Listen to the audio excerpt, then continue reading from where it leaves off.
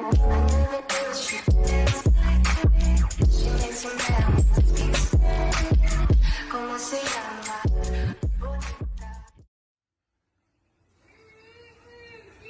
I promise you this,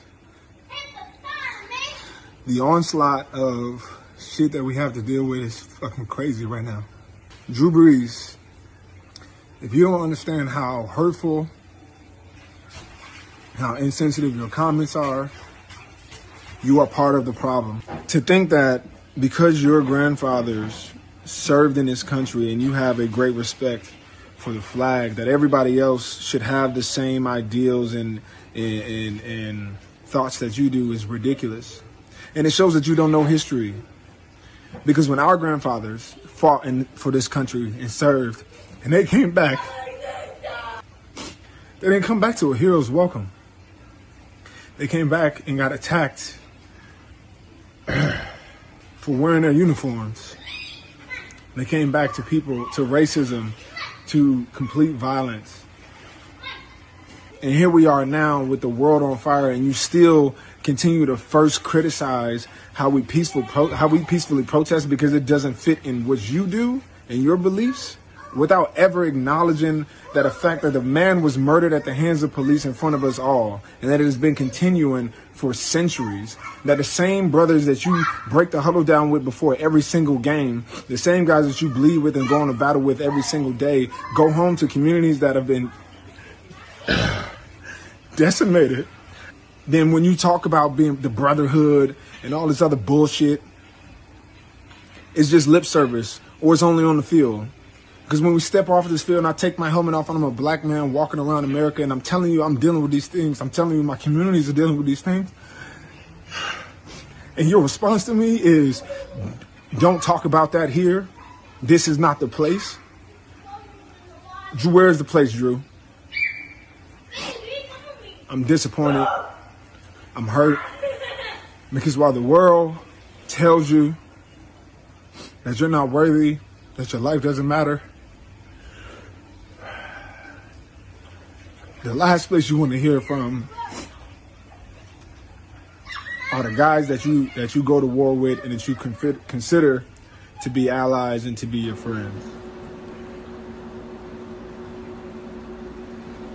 Even though we're teammates,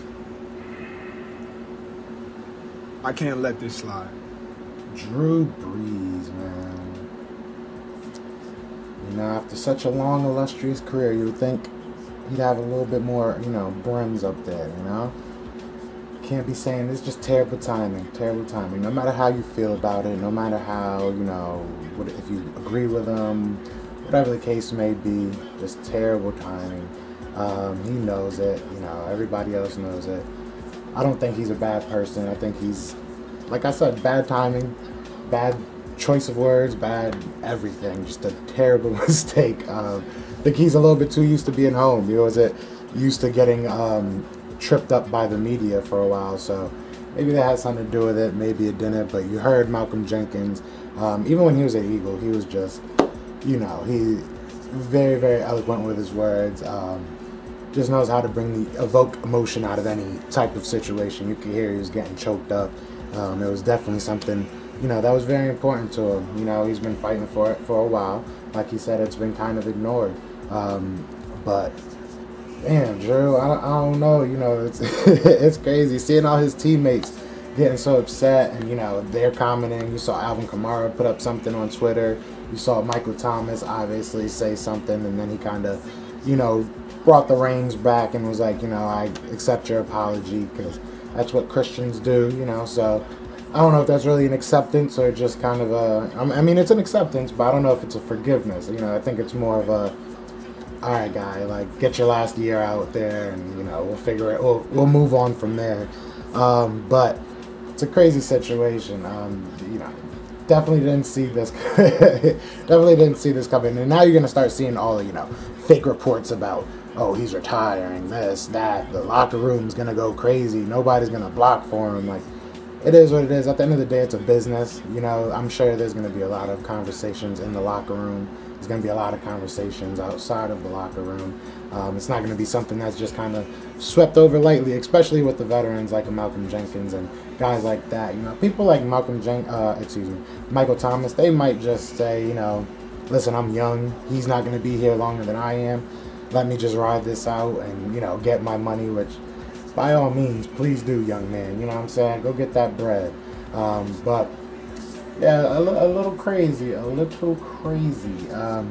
also, so in other news, not really football related, but just something that I know everybody's probably hyped about. So they did confirm officially that they are going to be bringing the NBA back, which is awesome. I'm excited. They're doing 22 teams. I believe it was 9 from the Eastern Conference, being the top 8, and then the Wizards, which the Brooklyn Nets. I'm a Brooklyn Nets fan, so you know, I know, a little weird, but they made it, so that's awesome. And then on the West, there's like, I want to say, so whatever's left. You know, it's too early for me to be doing math, but either way, so the rest are on the West, you know, and it's gonna be basically like, it's gonna be crazy on that side, because if you're within 4 games, it's basically like a win you're in type situation, almost like a, you know, NCAA tournament type feel. So that should be fun. We'll see who comes back. We'll see who's not gonna play. I'm sure there's gonna be some, you know, some controversy. I'm hoping KD comes back. I'm hoping KD and Kyrie are good to go. You know, Kyrie did get hurt towards the end of the regular season of what we had, I guess. So it should be interesting, you know, to see how all these players come back after having all this time to rest. You know, are they going to be ready to go? You know, hopefully they are, because I'm excited to see some basketball. I know you guys are as well. Wanted to just throw that in. Now back to football. So Deshaun Jackson was saying, they're talking about, little precursor before I get into what he said, they're talking about bringing the NFL back also, and they're talking about not having fans in the stands. And I promise you, I'm not rhyming on purpose. This is just happening. I don't know why. But they're talking about no fans in the stands, you know. So he said, Deshaun Jackson said, maybe we should just mic everybody up. XFL. Didn't hear it from me. But either way, you know, so he was saying, let's mic everybody up. Let's give the fans the best experience we possibly can, you know. Like, and I'm all for it. That would be so much fun to hear him talking junk to whoever's on the other side, or vice versa. You know, to hear Carson Wentz praising God every other play that he gets a first down. I don't know what he does. He's too nice for me. I need him to, like, you know, buck up, like, need him to start cussing people out. But either way, you know, that would be a lot of fun, especially, like I said, with some of the, you know, higher antic players in the NFL. I think that would be something a lot of people would want to see. How do you feel about that? How would you guys feel if everybody was just mic'd up? It was just a free-for-all. You heard everything, from the blue 42s to your mama's a punk. I think it would be awesome. I'm all for it. I think that's something they should definitely look into. They did say they're not going to do like the Sky Judge this year or whatever, so they're you know, slowly working on stuff. So it's going to be interesting. I'm in Tampa right now, well, St. Pete's, but right next to Tampa, so I'm hoping to go see a little bit of Brady. I'm not, you know, a Patriots fan obviously, but it'll be cool to see him outside of the Pats uniform real quick. And they got Chris Godwin. He's a Penn Stater, so you got to go support, show love. You know what I mean? So yeah, that's awesome. I'm so ready for that. And I also want to talk about how Drew Brees totally failed, totally missed the mark with his comments. But my man Carson came through and he just spoke out the heart. He was being real. He was being honest. He's becoming a leader more and more each day. And I feel like every time you hear him talk, every time you see him, you know, somewhere putting words out there, it's positivity. It's you know, trying to unify people, trying to really bring people together, and showing that he's growing, he's maturing. So I'm very proud of how he handled the situation. And I think it's kind of funny. I've been seeing a lot of people saying maybe Malcolm Jenkins needs to just come back home. You know, he tried to go see his ex, but you know, his ex is racist. I don't know what I don't know what you want me to tell you, but you know, so that would be cool. You know, maybe, who knows? Really, not much news this week. Other than that, you know, it's been kind of a slow week. I think in the next couple of weeks we'll start seeing some stuff ramp up. I'm very excited to see all the training camps, OTA starting up.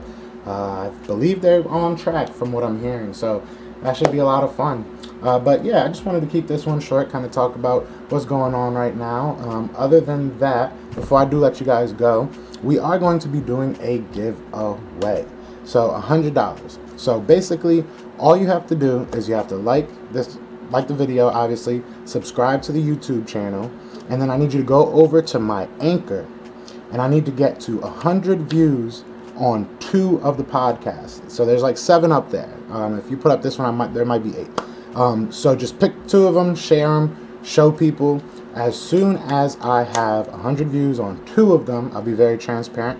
I will pick one of my subscribers, and I'll just randomly pick one of you guys, and I will cash app you guys $100.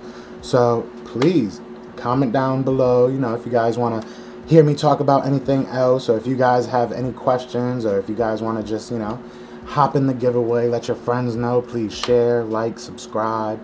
We got some really good stuff coming on the way.